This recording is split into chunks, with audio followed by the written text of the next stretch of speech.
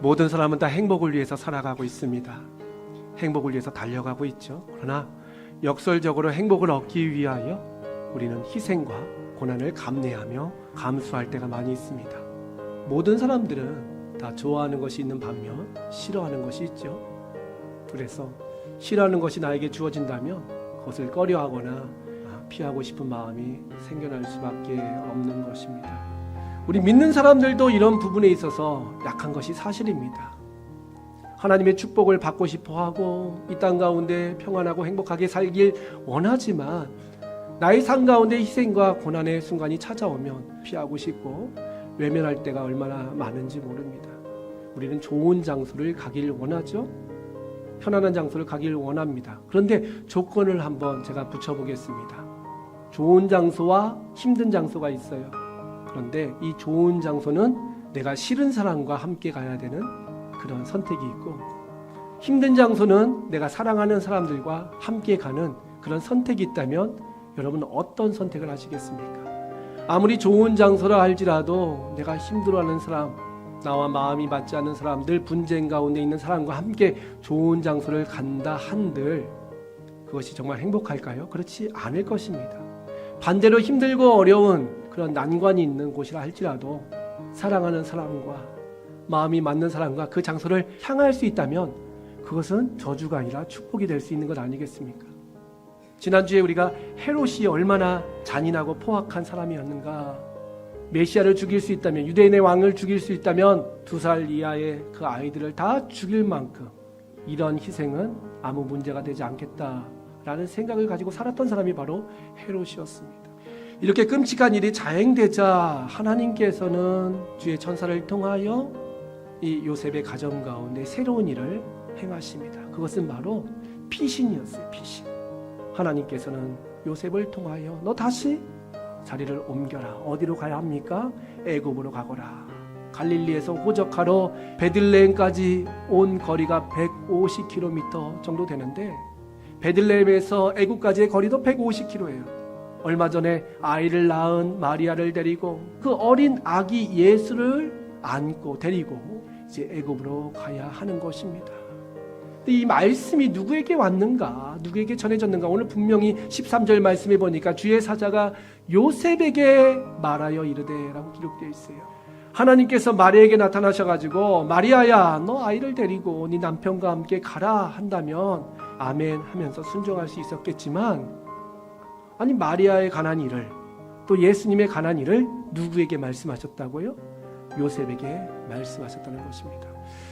가정에서도 가끔 그런 일이 있어요. 여러분 기도 제목 있지 않습니까? 하나님께서 그 당사자에게 응답해 주신다면 모든 일이 좀 순조롭게 잘 진행될 수 있는데 하나님께서 남편의 문제를 아내에게 응답해 주실 때가 있고 아내의 문제를 남편에게 응답해 주실 때가 있죠. 그러면 이것이 참 애매합니다. 설명을 하든지 분명히 밝히 알려줘야 되는데 부부 가운데에 또 부모와 자녀 가운데에 신뢰가 쌓이지 않으면요 그 이야기를 전달한들 잘 알아듣겠습니까?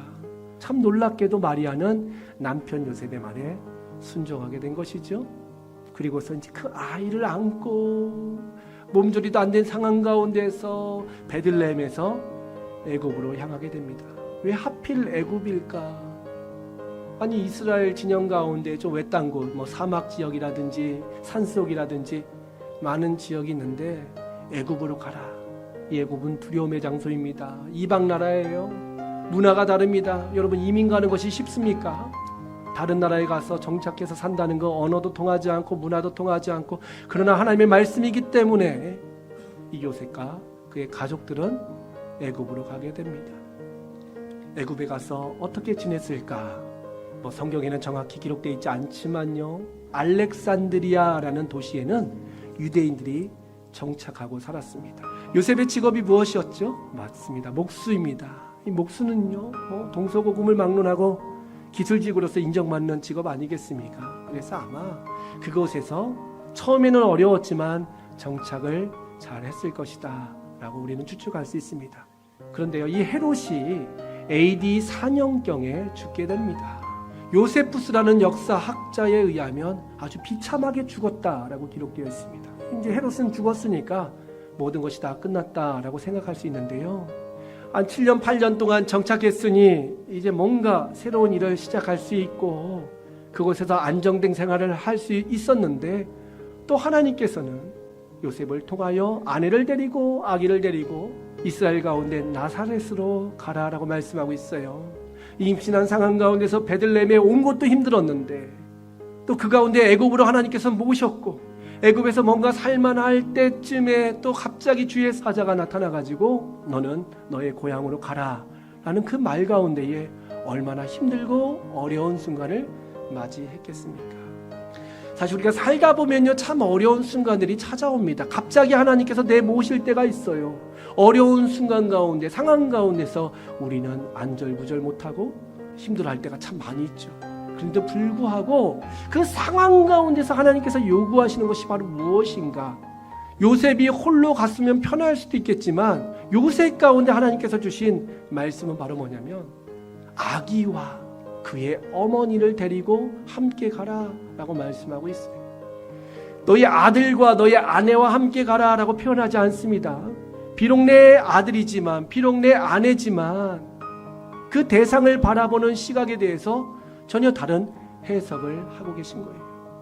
바로 그 아기는 하나님의 아들 메시아 구세주이며, 그의 어머니 마리아는 그를 보호하고 있는, 품고 있는 거룩한 대상으로 바라보는 시각의 전환을 말씀하고 있는 거예요. 우리 인생의 여정도 마찬가지예요. 여러분 꿈꾸는 그런 삶이 있죠. 돈이 많았으면 좋겠다, 건강했으면 좋겠다. 그러나 그 여정 가운데 아기 예수님이 없다면, 그 여정 가운데 사랑하는 내 가족, 하나님이 나에게 붙여주신 그 귀한 동역자가 없다면, 그것은 마치 우리가 아무리 좋은 장소로 초대를 받았다 한들 그 가운데 나와 전혀 다른 사람, 나를 불편하게 하고 나를 괴롭게 하는 사람과 동석하는 것, 그거와 별반 다를 것이 없다는 것입니다. 근데 반대로 우리의 가는 길이 힘들고 어렵다 할지라도 그것이 왜 축복이 될 수 있는가? 세상 사람들의 기준과 가치로 보면 별 볼 일이 없어 보이지만 만왕의 왕이요 구약부터 신약까지 모든 언약의 약속을 성취해 주시는 예수님이 나와 함께 하신다면 악을 골짝 빈들이라 할지라도 그 길은 축복의 길이고 그 길은 은혜의 길이고 평강의 길인 것을 믿으시길 바랍니다. 여러분 삶 가운데 1년을 지내왔습니다. 어려운 시간들도 있었고 힘든 시간들이 있었지만요, 비록 애굽으로 내려가는 그 여정과 같은 삶이라 할지라도 그곳에 아기 예수님이 함께 하셨다면 그 길은 축복의 여정과 삶이 될 수 있지만, 반대로 내 삶 가운데에 예수님이 상실된, 예수님이 없는 삶이었다면, 그곳 가운데 믿음의 동역자들이 함께하지 않았다면 그 삶은 하나님 보실 때 가치가 없는 삶이라는 것입니다.